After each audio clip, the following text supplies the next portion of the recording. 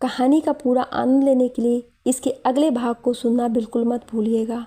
उसका लिंक मैं आपको डिस्क्रिप्शन बॉक्स पर दे दूंगी और साथ में कमेंट बॉक्स में पिन भी कर दूंगी, तो आप वहां से भी जाकर सुन सकते हैं।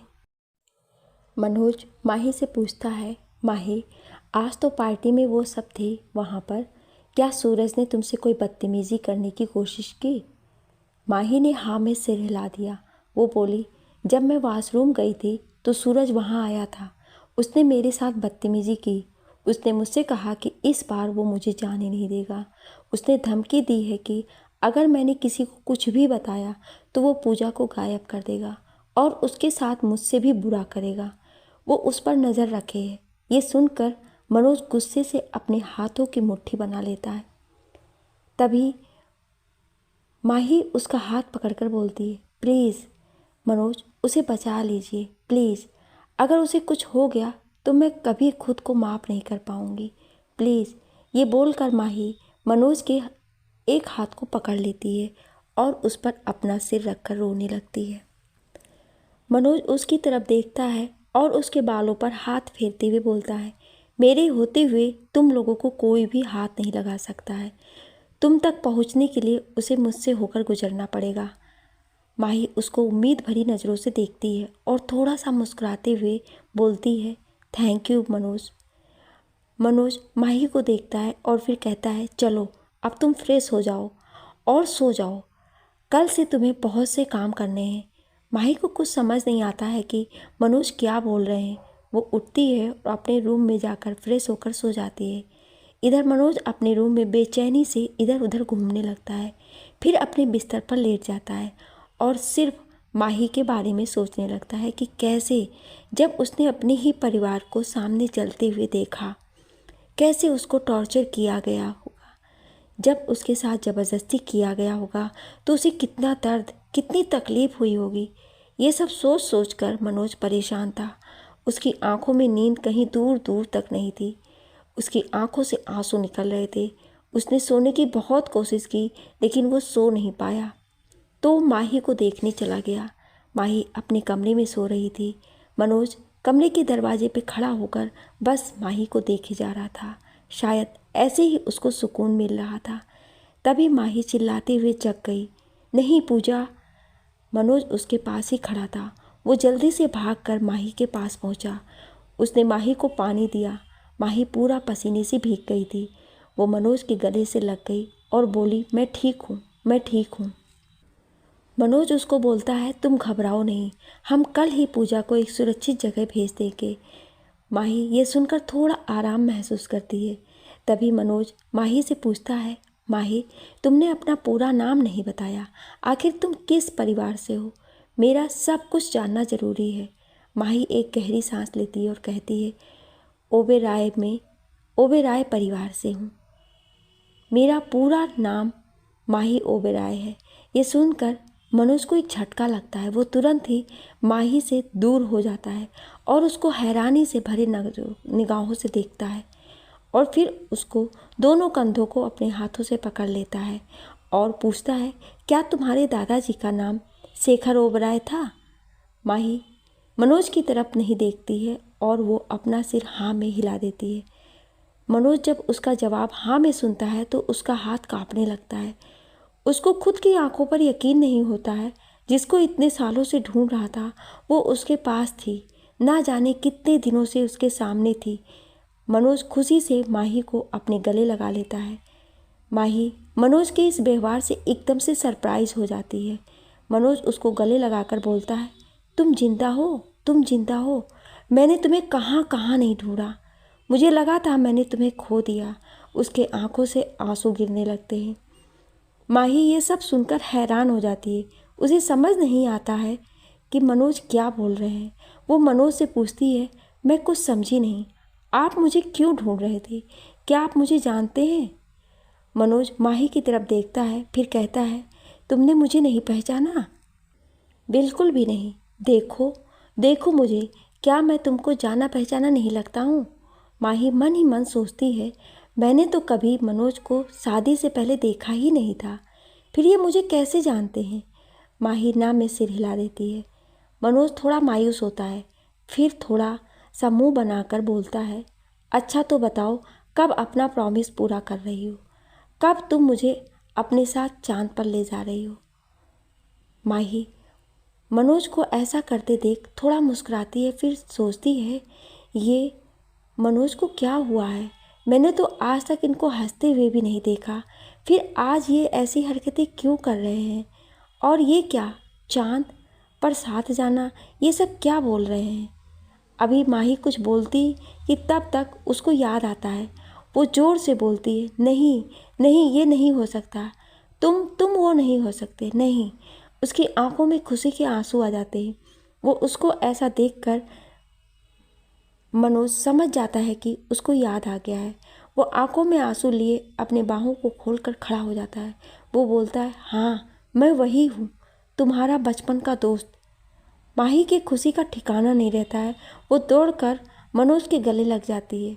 दोनों के आंखों में बरसों की जुदाई के बाद मिलने की खुशी के आंसू थे।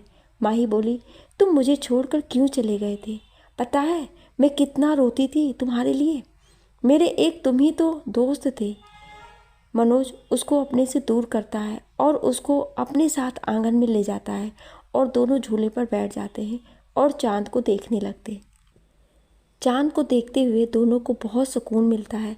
वो दोनों एक दूसरे की तरफ देखते हैं। फिर मनोज चांद की तरफ देखते हुए बोलता है, पता है मेरे मम्मी पापा बचपन से ही मुझसे दूर लंदन में रहते थे। मैं अपनी दादी के साथ रहता था। मम्मी कभी कभी मुझसे मिलने आया करती थी, पर पापा नहीं आते थे। वो हमेशा अपने बिजनेस से बिजी रहते थे। मैं उनको बहुत ज़्यादा मिस करता था। एक दिन मैं ऐसे ही अपने घर की छत पर खेल रहा था। मैंने तब पहली बार तुम्हें और तुम्हारे पापा को साथ में देखा था। वो तुमसे कितने प्यार से बातें कर रहे थे, कैसे वो तुमको अपनी गोद में बिठाकर चांद को दिखा रहे थे।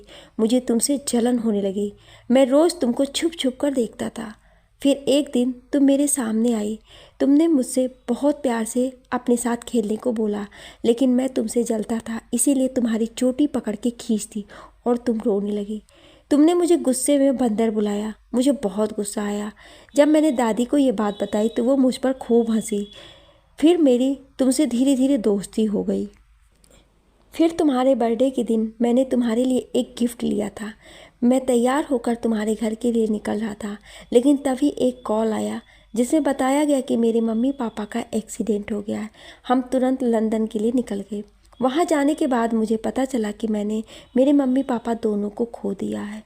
अब मेरे पास दादी के अलावा कोई और नहीं था और दादी को बिजनेस संभालना था। ये बहुत मुश्किल था मेरी दादी के लिए, लेकिन उन्होंने मेरे लिए सब कुछ बर्दाश्त किया।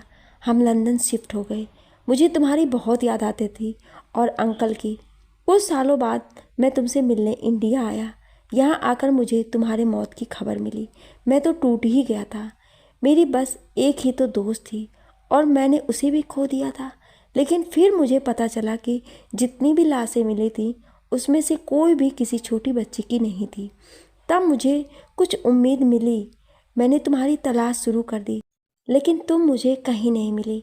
मैं कई अनाथालयों में भी गया, लेकिन तुम्हारा कुछ भी पता नहीं चला। फिर दादी की खराब तबीयत की खबर मिली। मैं वापस लंदन चला गया। बाद में मैंने बिजनेस को इंडिया में सेटल कर लिया। माही भी मनोज को देखे जा रही थी। उसके दिल की धड़कनें भी तेज हो गई थी। मनोज उसके होठों के बेहद करीब पहुंच गया था। वो माही को किस करने वाला ही था कि माही वहां से उठ गई और अपने रूम में जाने लगी। वो बोली, रात बहुत हो गई है, मुझे सोना चाहिए। मनोज बस उसको देख रहा था। माही जब वहां से चली गई तो मनोज ने खुद से कहा, बहुत इंतज़ार किया है तुम्हारा, अब मिली हो। अब मैं तुम्हें अपने पास से कहीं जाने नहीं दूंगा और तुम्हारे साथ जिसने भी गलत किया है उसको मैं कभी नहीं छोड़ूंगा।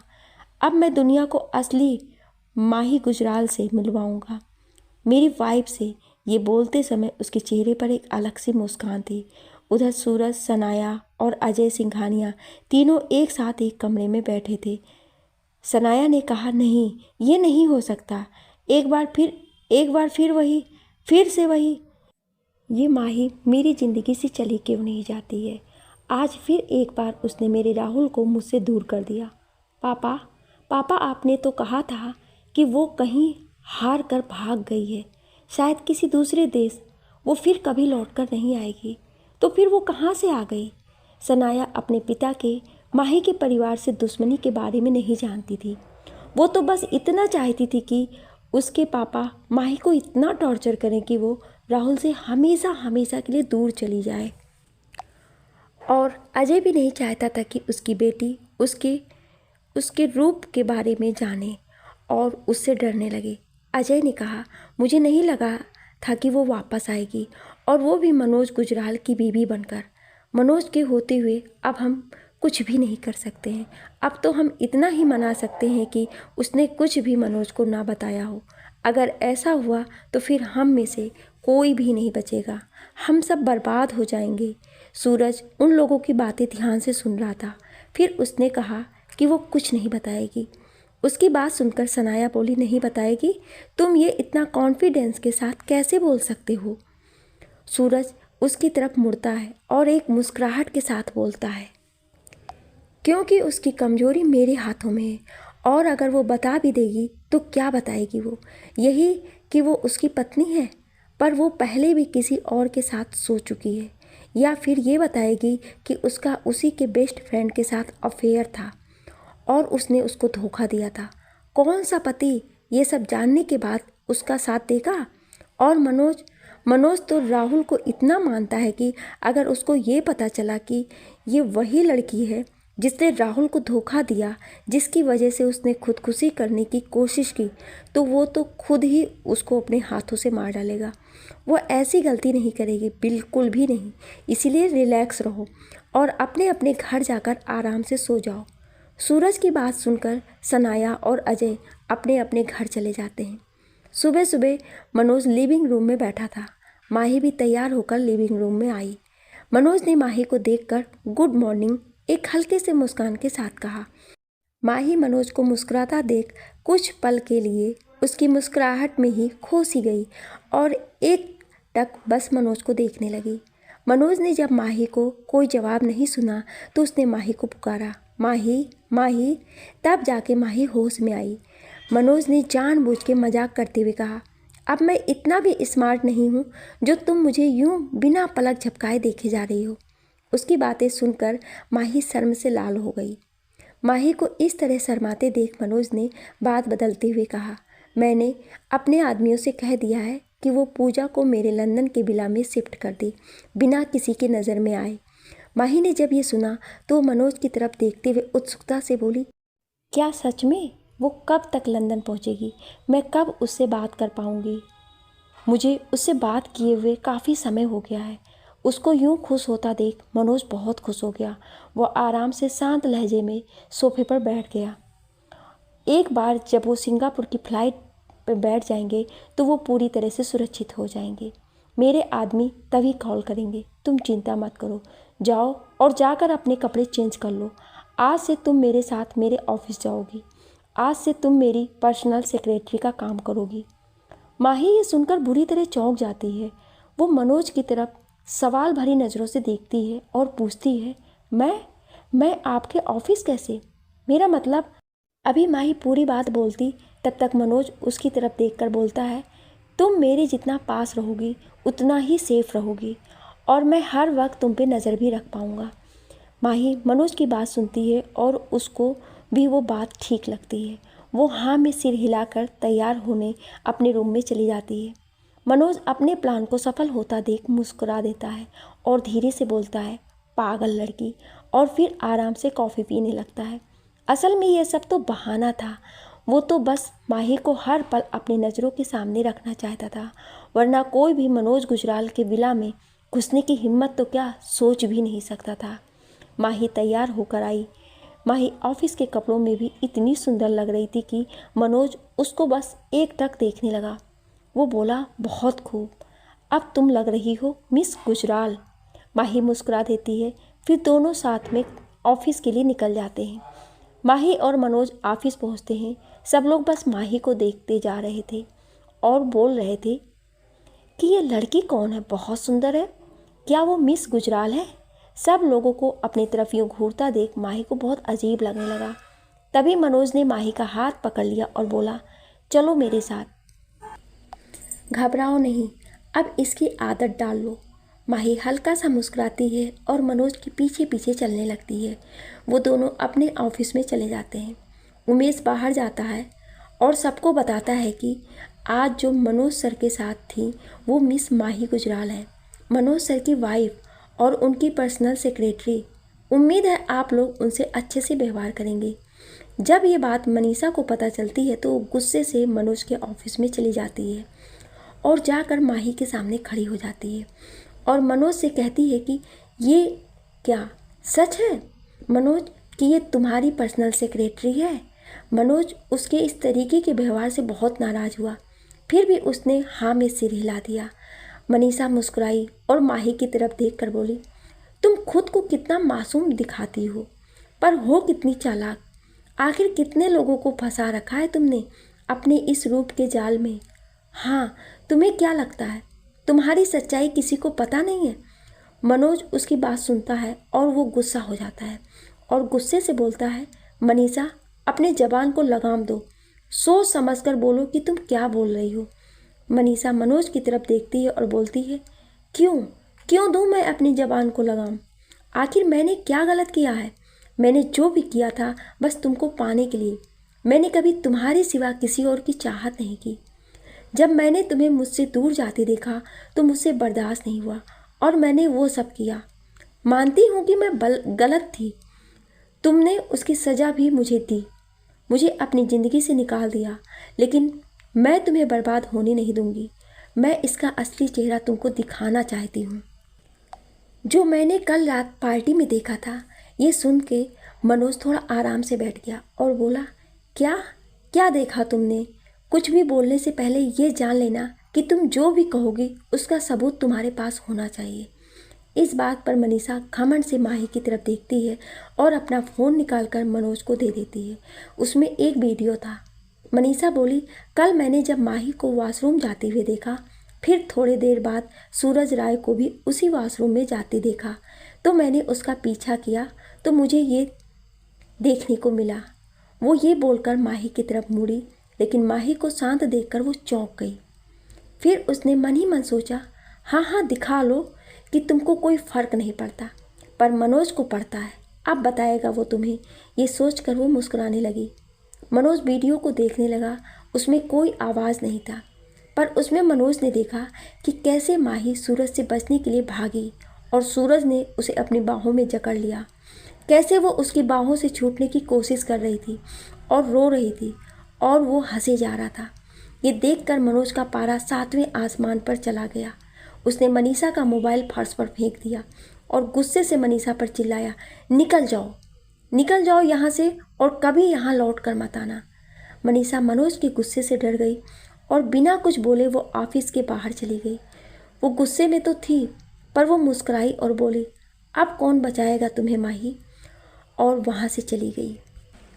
माही मनोज के इस गुस्से से डर गई। उसको डरा हुआ देख मनोज ने अपने गुस्से को काबू किया और उसके सामने जाकर अपने घुटनों पर बैठ गया और उसने माही के हाथों को अपने हाथों में लिया और बोला, मुझे माफ़ कर दो। मैं कल तुम्हारे साथ होते हुए भी तुम्हें बचा नहीं पाया। उसने तुम्हें छुआ मेरे रहते हुए। मैं अपने आप को कभी माफ़ नहीं कर पाऊँगा। माही मनोज की तरफ देखती है और बोलती है, गुस्सा तो मुझे भी बहुत आया, लेकिन मैं क्या करती। बचपन से लेकर आज तक मैं सिर्फ सहती आई हूँ। मेरे पास मेरी सच्चाई के अलावा कुछ भी नहीं है। मनोज उसको देखता है और बोलता है, क्या तुम भूल गई कि तुम किस खानदान की बेटी हो। क्या तुम भूल गई कि तुम्हारे अंदर किसका खून दौड़ रहा है। क्या तुम भूल गई कि तुम्हारा जन्म ही लोगों पर राज करने के लिए हुआ है। माही मनोज की बातों को बहुत ही भावुक होकर सुन रही थी। मनोज आगे बोला, तुम ऐसे तो अपने गुनाहगारों को माफ़ नहीं कर सकती। क्या तुम कर सकती हो उन्हें माफ़, जिन्होंने तुमसे तुम्हारा सब कुछ छीन लिया, तुम्हारा परिवार, तुम्हारा बचपन, तुम्हारी मासूमियत, तुम्हारा प्यार। माही की तरफ उसकी आंखों में देखते हुए पूछता है, क्या कर पाओगी तुम उन्हें माफ़। माही उसकी बात सुनकर ना में सिर हिला देती है और बोलती है, लेकिन मैं कर भी क्या कर सकती हूँ। कोई तो नहीं है मेरे साथ, मैं किसके लिए लड़ूं। मनोज उसकी तरफ देखता है और बोलता है, अपने लिए लड़ो। मैं तुम्हारे साथ हूँ, मैं हर कदम पर तुम्हारे साथ हूँ। माही उसकी तरफ देखती है और पूछती है, लेकिन कब तक? हम दोनों ही जानते हैं कि हम 4 साल के लिए ही पति पत्नी हैं। आखिर कब तक आप मेरा साथ देंगे? मनोज उसकी तरफ देखता है और बोलता है, पूरी ज़िंदगी साथ दूंगा तुम्हारा। भले ही हम बस 4 साल के लिए साथ हैं, लेकिन दोस्त तो हम बचपन से हैं ना। माही मनोज की बात सुनकर रो पड़ती है और हाँ में सिर हिला देती है। मनोज तुरंत उमेश को बुलाता है और बोलता है, आज के आज ही मुझे सूरज राय और अजय सिंघानिया की कंपनी की डिटेल्स ला कर दो और कल शाम को एक प्रेस कॉन्फ्रेंस रखो। माही मनोज से पूछती है, प्रेस कॉन्फ्रेंस पर क्यों? मनोज बोलता है, अब मनोज इंटरप्राइजेस फैशन वर्ल्ड में कदम रखने जा रहा है तो न्यूज़ तो देनी ही पड़ेगी और कुछ लोगों को बताने का समय आ गया है कि उनकी बर्बादी का काउंटडाउन शुरू हो गया है। माही, अब तुम अपने आप को तैयार कर लो, अब तुम्हें एक लड़ाई लड़नी है। माही मनोज की बात सुनकर कॉन्फिडेंस से भर जाती है और हल्का सा मुस्कुरा देती है। मनोज उसको देखता है और मन ही मन कहता है, माही मैं तुम्हारा पूरी ज़िंदगी ख्याल रखना चाहता हूँ, लेकिन मुझे पता है अगर मैंने अभी तुमसे ये सब कहा तो तुमको लगेगा कि मैं तुम पर तरस खा रहा हूँ। तुम इस वक्त मेरे प्यार को समझ नहीं पाओगी। एक बार तुम अपने आप से प्यार करने लगो तो मैं भी तुम्हें अपने दिल का हाल बता दूंगा। ये सोचकर मनोज मुस्कुरा देता है और माही की तरफ देखने लगता है। शाम को जब माही और मनोज घर पहुंचे तो उन्हें पूजा का कॉल आया। मनोज ने कॉल माही को दिया। पूजा और माही ने बहुत देर तक बातें की। माही ने सारी बातें पूजा को बताई। पूजा ने कहा, मनोज बहुत अच्छे इंसान हैं, क्या तुझे उनसे कभी प्यार नहीं हुआ? माही कुछ देर खामोश रहती है और फिर कहती है, अगर हुआ भी हो तो उससे क्या फ़र्क पड़ता है, मैं अब उनके लायक नहीं हूँ। फिर माही पूजा से कहती है, मैं थक गई हूँ, अब तू भी आराम कर। ये बोलकर वो कॉल कट कर देती है और फिर चांद को देखने लगती है। उसकी आंखों से आंसू गिरने लगते हैं। मनोज उसको पीछे से खड़े होकर देखता है। उसको यूं रोता देख उसको भी तकलीफ होने लगती है। माही अपने रूम में जाने के लिए मुड़ती है तो वो मनोज को अपने पीछे देखती है। वो सोचती है, क्या मनोज ने सब कुछ सुन लिया? मनोज उसको देखकर उसकी तरफ बढ़ता है और उसके आंखों से बह रहे आंसुओं को पोंछता है और माही से कहता है, अभी कमज़ोर नहीं पड़ना है तुम्हें। ये सुनकर माही मनोज की तरफ देखती है और सोचती है, अच्छा हुआ कि मनोज ने कुछ नहीं सुना। फिर दोनों एक दूसरे को मुस्कुरा कर देखते हैं और माही अपने कमरे में चली जाती है और मनोज चांद को देखने लगता है और मन में बोलता है, अगर तुम मेरे लायक नहीं हो तो फिर कोई मेरे लायक नहीं है और मैं तुमसे कितना प्यार करता हूँ इसका एहसास मैं तुम्हें दिला के रहूँगा। अगले दिन सारी तरफ ये खबर फैल जाती है कि मनोज फैशन वर्ल्ड में कदम रखने वाला है। ये सुनकर सूरज के चेहरे का रंग उड़ जाता है। वो ये सोचने पर मजबूर हो जाता है कि अचानक से मनोज ऐसा क्यों कर रहा है। तुरंत वो अपने आदमियों को कॉल करता है। उसके आदमी बोलते हैं, सर पूजा 2 दिनों से दिखाई नहीं दे रही है, वो अपने घर से बाहर ही नहीं निकली। ये सुनकर वो पता लगाने को बोलता है। उसका आदमी बताता है कि सर वो गायब है। सूरज ये सुनकर घबरा गया। वो सोचने लगता है कि क्या माही ने मनोज को सब कुछ बता दिया है। अगर ऐसा है तो फिर ये ठीक नहीं है, कहीं उसने ही तो पूजा को गायब नहीं किया है। वो चिल्लाकर बोलता है, गायब है? क्या मतलब है गायब है? धरती निकल गई या आसमान खा गया उसे? तुम्हें पता कैसे नहीं चला? उसको ढूंढ निकालो, वो चाहे जहाँ हो। वो गुस्से में अपना फ़ोन फर्श पर फेंक देता है और गुस्से से बोलता है, माही इस बार अगर तुमने मुझसे पंगा लिया तो मैं तुम्हें बर्बाद कर दूंगा। ये बोलकर वो ज़ोर ज़ोर से हंसने लगता है। देखते देखते 2 महीने बीत जाते हैं। मनोज सूरज की कंपनी को मिलने वाले सभी कॉन्ट्रैक्ट, उसके मॉडल और उसके अच्छे वर्कर को सबको अपनी कंपनी में शामिल कर लेता है। सूरज की कंपनी की हालत अब धीरे धीरे ख़राब होने लगती है। सूरज इन सब से अब बहुत ज़्यादा गुस्से में आ जाता है। वो मनोज की कंपनी में बिना बताए चला जाता है। वो रिसेप्शन पर मनोज से मिलने की बात करता है, लेकिन मनोज ऑफिस में नहीं होता है, इसीलिए वो उसको वेट करने को बोलती है। सूरज को लगता है कि वो बहाना बना रही है, इसीलिए वो सीधे उसके ऑफिस में पहुंच जाता है। सिक्योरिटी उसके पीछे पीछे जाती है ऑफिस में। माही अकेले रहती है। सूरज माही को देखकर खुश हो जाता है। उसके चेहरे पर एक शैतानी मुस्कान आ जाती है। माही उसको देखकर घबरा जाती है, लेकिन इस बार वो दिखाती नहीं है कि वो डरी हुई है। वो मुस्कुरा कर बोलती है, ओह मिस्टर सूरज, कैसे हैं आप? आइए बैठिए, और सिक्योरिटी को वहाँ से जाने का इशारा करती है। सूरज माही के इस व्यवहार से एकदम चौंक जाता है। वो सोचता है, ये मुझे देखकर डरी नहीं, या फिर सिर्फ ना डरने का दिखावा कर रही है। वो उसके सामने जाकर खड़ा हो जाता है और उसके तरफ झुककर एक घटिया मुस्कान के साथ बोलता है, मैं कैसा हूँ ये तो आप अच्छे से बता सकती हैं। आखिर ये आपसे अच्छा कौन जानता होगा। माही को उसकी बात पर बहुत गुस्सा आता है। वो मुस्कुराते हुए बोलती है, सही कहा, एक नामर्द की पहचान तो एक औरत ही बता सकती है, और आप नामर्द हैं ये मुझसे अच्छा कौन बता सकता है। ये सुनकर सूरज गुस्से से आग बबूला हो जाता है और माही की तरफ बढ़ता है। माही उसको देखकर डर जाती है, लेकिन डर को अपने चेहरे पर नहीं आने देती है। उसको डरा हुआ ना देखकर सूरज का गुस्सा और बढ़ जाता है। वो आगे बढ़कर माही को दीवार से लगा देता है और उसके चेहरे के करीब जाकर बोलता है, मर्दानगी मेरी तो तुमने देखी ही है। लगता है तुम भूल रही हो कि तुम कैसे मुझसे उस दिन खुद को छोड़ने की भीख मांग रही थी। लगता है एक बार फिर मुझे तुम्हें याद दिलाना पड़ेगा। ये बोलकर वो माही के गले पर किस करने लगता है। माही पागल हो जाती है और पूरी ताकत से उसको धक्का देती है। सूरज फिर उसकी तरफ बढ़ता है तो वो उसको एक थप्पड़ कस के मारती है। थप्पड़ इतनी ज़ोर से लगता है कि सूरज के गालों पर उसके निशान छप जाते हैं। वो अपने एक गाल को पकड़ लेता है और फिर माही को गुस्से से घूरते हुए बोलता है, माही तुम्हें इस थप्पड़ की कीमत चुकानी पड़ेगी। वो एक बार फिर से माही की तरफ बढ़ता है और माही के कॉलर को पकड़ लेता है और उसको फर्श पर धक्का दे देता है। वो उसके साथ ज़बरदस्ती करने की कोशिश करने लगता है, लेकिन माही इस बार पूरे ज़ोर से उसके पैरों के बीच ज़ोर से मार देती है। सूरज दर्द से चिल्ला उठता है। फिर माही उसको अपने ऊपर से उसको धक्का देकर दूर करती है और एक बार फिर पूरी ताकत से उसी जगह मारती है। सूरज दर्द से चिल्लाने लगता है। उसकी आवाज़ सुनकर सिक्योरिटी के लोग ऑफिस में आ जाते हैं। माही उनसे कहती है, मिस्टर सूरज को यहाँ से ले जाएं और इनको हमारी कंपनी के बाहर तक छोड़ कर आइए। सूरज माही को देखता और बोलता है, तुमने जो आज किया है उसका बदला तुमको चुकाना पड़ेगा।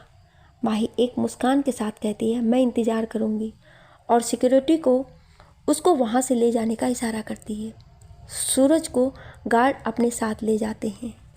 सारे ऑफिस के लोग उसकी हालत को देखकर हंसी उड़ाते हैं। सूरज बदले की भावना से बोलता है, माही ज़्यादा खुश मत होना। आज तुमने मेरा सबके सामने मजाक बनाया है ना, अब तुम देखना मैं तुम्हारा कैसे पूरी दुनिया के सामने मजाक बनाता हूँ। इधर माही अपने ऑफिस में सोफे पर बैठ जाती है और खुद को पकड़ लेती है। उसके हाथ पैर कांपने लगते हैं। वो ज़ोर ज़ोर से रोने लगती है। तभी मनोज कंपनी में आता है तो उसको उसका स्टाफ सूरज के आने की बात बताता है और उसके साथ जो हुआ वो भी बताता है। मनोज बहुत घबरा जाता है। वो तुरंत अपने ऑफिस के लिए दौड़ जाता है। उसको यूँ दौड़ते देख ऑफिस के सारे लोग हैरान हो जाते हैं। उसका ऑफिस 12th फ्लोर पर था। वो लिफ्ट का वेट नहीं करता है और सीधे सीढ़ियों से अपने ऑफिस तक पहुंचता है। उसका असिस्टेंट उमेश भी उसके पीछे पीछे भागता है। ऑफिस में ये सब देखकर सब लोग एक दूसरे से बातें करने लगते हैं। मनोज ऑफिस के दरवाजे पर पहुंच जाता है। उसको माही के रोने की आवाज़ सुनाई देती है। मनोज सभी को वो फ्लोर खाली करने को कहता है और उमेश से सबको शांत करने के लिए बोलता है। वो दरवाजे पर खड़ा होकर बस माही के रोने की आवाज़ सुनता है। वो दरवाजे को कुछ देर तक यूं ही घूरता है। उसके आंखों में आंसू आ जाता है। वो दरवाज़ा खोलकर अंदर जाता है। माही उसको देखती है तो दौड़कर उसके गले लग जाती है। कुछ देर तक यूं ही गले लगे रहती है। फिर मनोज से कहती है, उसने आज फिर मुझसे ज़बरदस्ती करने की कोशिश की, पर मैंने आज उसे मारा। मैंने उसे मारा। मुझे बहुत अच्छा लगा। मनोज ये सुनकर खुश हो जाता है। वो उसको चेयर पर बैठाता है और बोलता है, देखा तुमने, ये इतना भी कठिन नहीं था। तुमको बस अपने डर पर जीत पानी थी, जो तुमने आज कर ली। मनोज जब उसको यूँ रोते हुए देखता है तो उसका मन करता है कि वो माही को किस कर ले, लेकिन वो अपने जज्बातों पर काबू करता है और खुद से ही बोलता है, मत देख उसके होठों को। भूल गया क्या अभी अभी उसने किसी की पिटाई की है? लगता है तुझे भी पिटना है। फिर वो मुस्कुराते हुए बोलता है, कॉफ़ी? माही हाँ में सिर हिला देती है। उमेश दोनों के लिए कॉफ़ी ले आता है। अगली सुबह दोनों ऑफिस पहुंच जाते हैं। उमेश मनोज से कहता है, सर इस हफ्ते इटली से एक कंपनी आ रही है जो पूरे वर्ल्ड में अपने फैशन शो के लिए जानी जाती है। उसके मॉडल दुनिया के टॉप मॉडल्स हैं। हर बार वो एक कंट्री को चुनते हैं और वहाँ की किसी एक कंपनी को सिलेक्ट करते हैं जिसके डिज़ाइन किए ड्रेस को पहनकर मॉडल फैशन शो करते हैं। इस बार वो इंडिया से एक कंपनी को चुनेंगे। जो कंपनी चुनी जाती है वो पूरे वर्ल्ड में फेमस हो जाती है। मनोज बोलता है, तो इसमें इतना घबराने की क्या बात है? उमेश बोलता है, सर अगर इस बार सूरज की कंपनी को चुना जाता है तो अब तक जो भी हमने किया है वो मिट्टी में मिल जाएगा और वो कंपनी पूरे वर्ल्ड में फेमस हो जाएगी और हम चाह कर भी कुछ नहीं कर पाएंगे। मनोज उमेश से पूछता है कि तुम इतने श्योर कैसे हो कि उसकी कंपनी ही सिलेक्ट होगी? माही बोलती है, क्योंकि उसके पास इंडिया का बेस्ट फैशन डिज़ाइनर है। मनोज बोलता है, इसमें इतना घबराना क्या है? उसके डिज़ाइनर को अपनी कंपनी में लाने की पूरी कोशिश करो। उसे जितना रुपया चाहिए उसे दो। माही बोलती है, वो कभी नहीं आएगा। मनोज बोलता है, ऐसा क्यों? माही मुस्कुराती है और बोलती है, क्योंकि वो सूरज को पसंद करता है, या यूँ कहें कि वो उसको प्यार करता है। मनोज ये सुनकर वो तीनों हंसने लगते हैं। मनोज बोलता है, तो फिर हम किसी और डिज़ाइनर को जो बिल्कुल उसकी टक्कर का हो उसे हायर कर लेंगे। इस बात पर उमेश बोलता है, एक डिज़ाइनर है जिसको लोग काफ़ी पसंद करते हैं, वो उसको टक्कर दे सकता है। मैंने सुना है सूरज भी काफ़ी दिनों से उसकी तलाश में है। मनोज बोलता है, तो फिर उसे ही हायर कर लो। जितने पैसे मांगे उसे उतने दो, वो जो मांगे उसे वो दो, लेकिन वो मुझे अपनी कंपनी में शामिल चाहिए। इस पर उमेश बोलता है, वो सब तो ठीक है सर, लेकिन प्रॉब्लम ये है कि उसको कोई जानता ही नहीं है कि वो कौन है। वो किसी के सामने नहीं आती है। वो ऑनलाइन कपड़े सेल करती है। उनके कपड़े आते ही साइट पर बिक जाते हैं। लड़कियां मुंह मांगी कीमत देती हैं, लेकिन आज तक वो किसी के संपर्क में नहीं आई। उन्हें कोई जानता ही नहीं है। मैंने भी काफ़ी बार पता लगाने की कोशिश की, लेकिन मुझे कुछ भी नहीं मिला। ये सुनकर मनोज बोलता है, क्या नाम है उस डिज़ाइनर का? उमेश बोलता है, ईसा। ये नाम सुनकर माही हैरान हो जाती है। वो बोलती है, क्या क्या बोल रहे हैं आप? ईसा? क्या कंपनी का नाम प्लास है? उमेश, हाँ। मैं सिर हिला देता है। माही हंसते हुए बोलती है, ऐसा नहीं हो सकता, आप ज़रूर मजाक कर रहे हैं। उमेश बोलता है, नहीं, हमने पहले ही वोट के जरिए पता लगा लिया है। यहाँ तक कि मॉडल्स का भी कहना है कि अगर उन्हें मौका मिला तो वो ज़रूर उनकी बनी ड्रेस ट्राई करेंगी। मनोज कुछ संदेह की नज़रों से माही से कहता है, क्या तुम जानती हो कि वो कौन है? माही बोलती है, वो मैं हूँ। उसकी बात सुनकर मनोज और उमेश दोनों साथ में बोलते हैं, क्या? मनोज बोलता है, क्या तुम सच बोल रही हो? माही हाँ में सिर हिला देती है। उमेश माही से बोलता है, मिस माही, आप तो कमाल है। मैं आपको कितनी बार अप्रोच किया, लेकिन आप तो बहुत कमाल की हैं। मनोज का सीना गर्व से चौड़ा हो जाता है। वो उमेश से कहता है, जाओ और जाके ये खबर मीडिया में दे दो कि हमारे साथ आज से मिस ईसा काम करने वाली है। माही उसको देखती है और बोलती है, लेकिन मैं कॉन्फिडेंट नहीं हूँ। मनोज बोलता है, मुझे तुम पर पूरा भरोसा है, तुम ये कर लोगी। माही बस मुस्कुरा देती है। अगले दिन ये खबर आग की तरह फैल जाती है। सब लोग जानना चाहते थे कि ये ईसा कौन है, लेकिन मनोज को अब माही के सेफ्टी की चिंता हो गई थी। उसने माही से कहा, हमें मीटिंग तक ये बात सबसे छुपा कर रखनी होगी कि ईसा तुम हो। ये तुम्हारे लिए बहुत ज़रूरी है। वो माही के लिए सिक्योरिटी बढ़ा देता है। इधर सूरज गुस्से से पागल हो जाता है। वो बोलता है, ये कैसे हो सकता है? वो ईसा मनोज के साथ कैसे काम कर सकती है? मैंने कितनी बार उसे प्रपोजल भेजा, लेकिन उसने हर बार रिजेक्ट किया। फिर मनोज को कैसे उसने हाँ कर दी? पता लगाओ वो कौन है, उसकी इन्फॉर्मेशन निकालो, वो भी मीटिंग से पहले। फिर अपने आप से बोलता है, लगता है मिस ईसा के दिन पूरे हो गए हैं। उसकी इतनी हिम्मत कि उसने मुझे रिफ्यूज़ किया। अब देखता हूँ तुम कैसे मीटिंग अटेंड करती हो। इधर माही अपने काम में बिजी हो जाती है। वो अपने सैंपल्स को बनाने में इतना डूब जाती है कि अगले 4 दिन तक घर ही नहीं जाती है। वो अपना सारा काम ऑफिस में ही करती है। उसको ऐसे काम करता देख मनोज भी उसका साथ देने के लिए ऑफिस में ही रुकता है। दोनों अपने काम में पूरी तरह से डूब जाते हैं। सूरज को जब ईशा की कोई खबर नहीं मिलती है तो सूरज परेशान हो जाता है। तभी राहुल उसके पास आता है। राहुल उससे उसकी परेशानी का कारण पूछता है तो वो उसको मीटिंग के बारे में बताता है और ये भी कि मनोज भी इस मीटिंग में पार्ट ले रहा है और उसके पास बहुत अच्छी डिज़ाइनर है जिसकी वजह से कांटे की टक्कर होगी। राहुल उससे पूछता है क्या नाम है उस डिज़ाइनर का। सूरज बोलता है ईशा। ये नाम सुनकर राहुल थोड़ा चौंकता है और बोलता है कि उसकी कंपनी का नाम क्या है। सूरज बताता है प्लास। राहुल हंसने लगता है और कहता है तो माही ने अपना सपना पूरा ही कर लिया।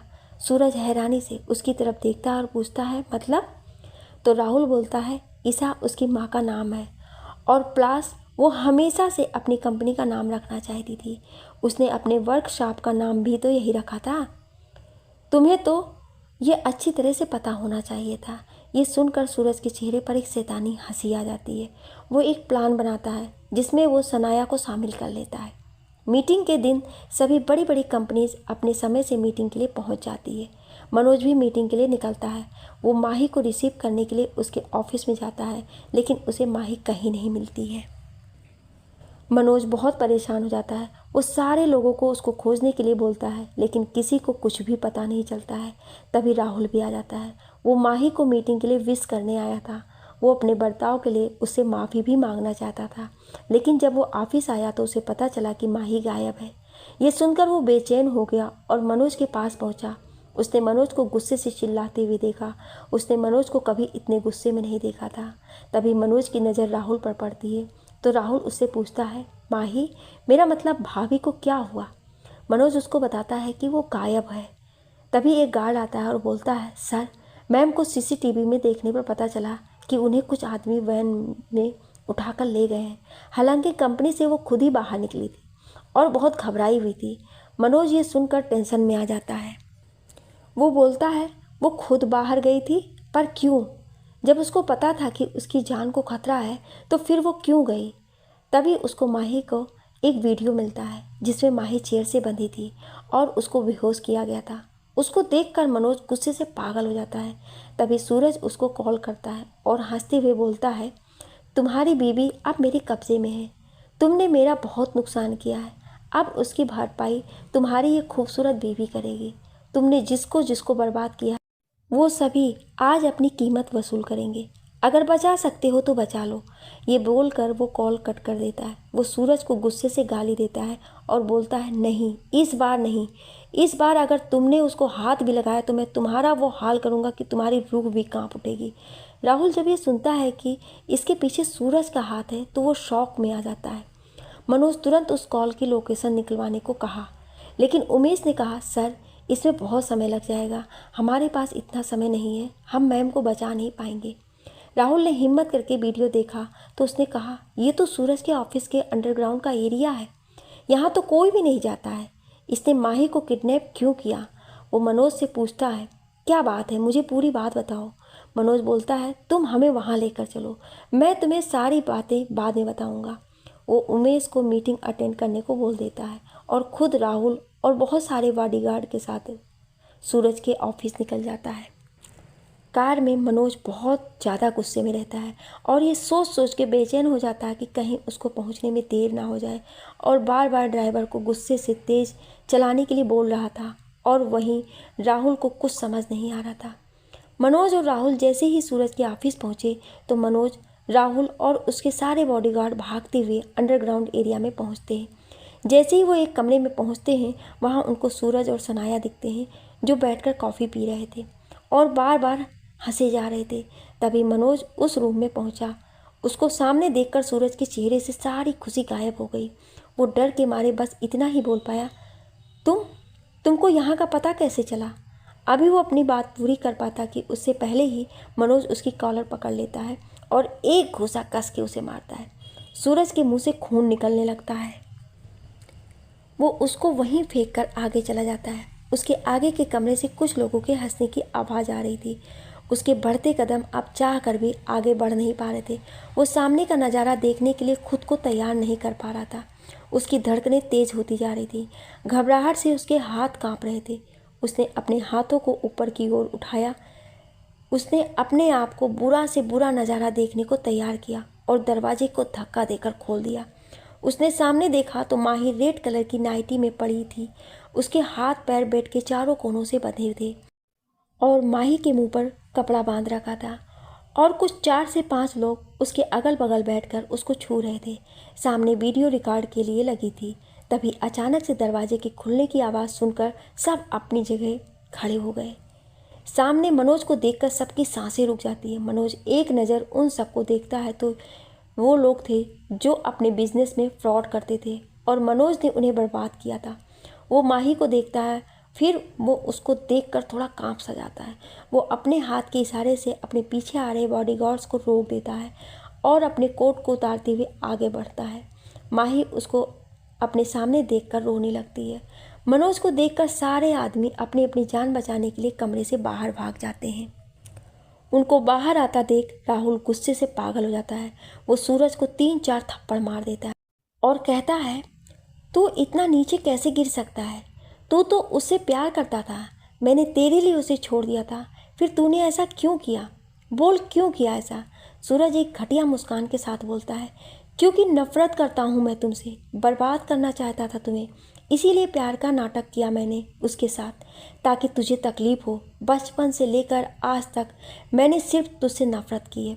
मुझे लगा था कि उससे ब्रेकअप के बाद तू खुद को मार लेगा, लेकिन वहाँ भी तेरी किस्मत अच्छी थी जो मनोज ने तुझे बचा लिया। ये सुनकर राहुल उसको एक और थप्पड़ जोर से मार देता है और कहता है, तू मेरा भाई नहीं हो सकता। अरे मैंने क्या कमी रखी थी तुझे अपना प्यार देने में? मैंने हर छोटी बड़ी गलती से तुझे बचाया, एक बड़े भाई की तरह तेरी हर ख्वाहिश पूरी की, लेकिन तू तो मेरे मरने का इंतज़ार करता रहा। ठीक है, जब ऐसा ही है तो अब मैं तेरे लिए कुछ नहीं करूँगा। मनोज माही के हाथ पैर को रस्सी से आज़ाद करता है, माही को अपने कोट से ढक देता है।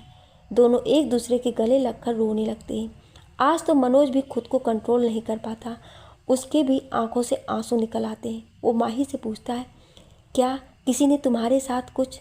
माही रोते हुए नामे सिर हिला देती है। मनोज माही को कुछ देर यूं ही अपने गले लगाए रहता है। उधर राहुल से इंतज़ार नहीं होता है और वो भी अंदर आ जाता है।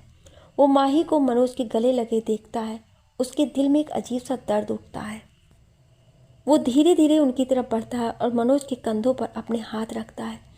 मनोज राहुल की तरफ देखता है और राहुल से कहता है, तुम माही को घर लेकर जाओ। मुझे पता है अब जो यहाँ होने वाला है तुम उसको देख नहीं पाओगे। मैं तुम्हें बाद में सब बताऊँगा।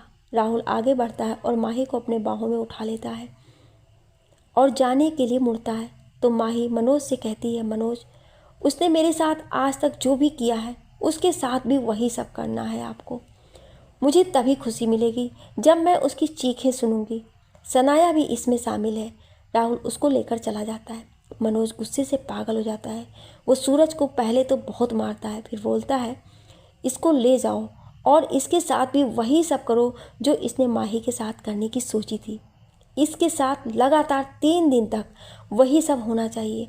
उसके बाद इसके हाथ और पैर को तोड़ देना और इसको मौत के घाट उतार देना। ये सुनकर सूरज डर से कांपने लगा।